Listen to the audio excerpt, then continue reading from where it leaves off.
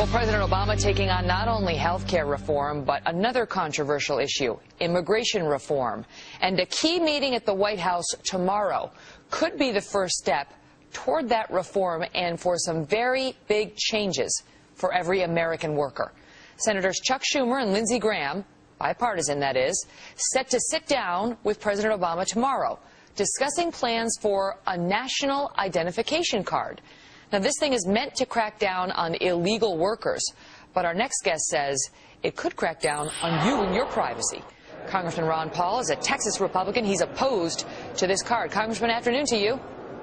Good afternoon. Nice to be with you. It's a great pleasure to have you. All right, so what's the problem with the national ID card? Because its proponents say this is it. This is the thing that's going to finally help us stop illegal immigrants from coming in here and taking jobs. Well, we do have a problem with illegal immigration, but I would say the problems of every American citizen carrying their papers for wherever they go is a much worse problem than illegal immigration. Besides, you can take care of illegal immigration otherwise. But people over this decades now in this country, there have been some who have wanted this national ID card, and they're looking for every opportunity to do it. And this is it. I mean, who knows what will come of it. My guess is they'll probably have a GPS chip in there so that they can measure everybody, every instant, no matter where they go. So to me, it violates the whole principles of privacy, the principles of the Constitution, the principles of the Republic, and to me it's a gross distortion of what we should be doing. It's part of an authoritarian society, and dictatorships have this, but not a republic.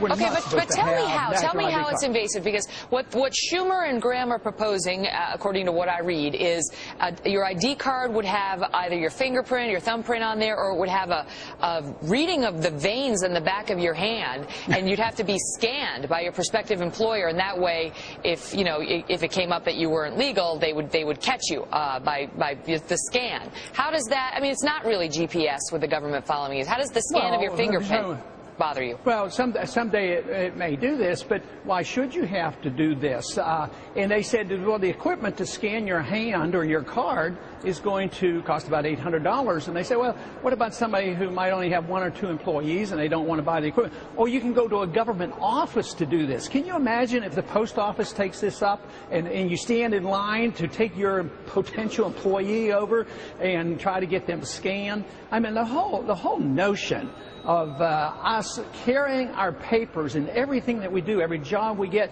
it will be a national identifying card. One thing that Graham, I think, we already have Social Security cards. Right. Well, I have a Social Security card that says not to be used for identification purposes. That's what the original Social Security card said. Well, but what about a driver's license? Virtually all of us have one of those. Yeah, but I don't have to have a driver's license to get a job. You know, I didn't have to have it to come to Congress.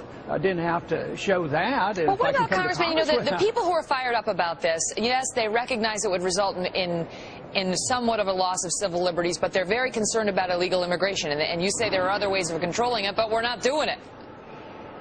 Well, that's a failure of enforcing our laws, and one of the problems that we have is that we have a failed economic system that makes immigrants a threat to individuals because of our weak economy. So if we had a decent economy, we'd probably be begging for people to come in and work, because there would be, and quite frankly, a couple of years ago, I had as many people come to my office looking for immigrants to come in to work as I did people screaming and hollering because we had too many. What do you think? We were short. I'm sorry to interrupt. I would want to get your thoughts on this before I let you go. What do you think the government might do to us if we all had a national ID card?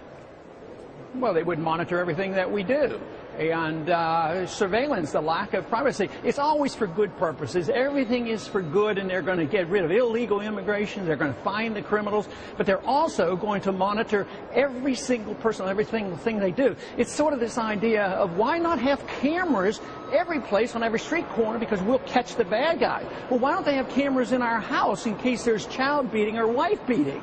I mean, that's when one thing leads to another. You either believe in freedom or you don't. If you think you need supervision and surveillance constantly by your government, and right now, the degree of confidence and trust in our government is very, very low. To turn this additional tool over to the government, to me, should outrage the American people, and so far the people I hear from are outraged. So interesting to listen to your thoughts on that. The meeting happens tomorrow at the White House. The White House has taken no position on it thus far, but Graham's a Republican, Schumer's a Democrat. We'll see whether they get it through this time. Congressman Ron Paul, thank you so much for your thoughts on it.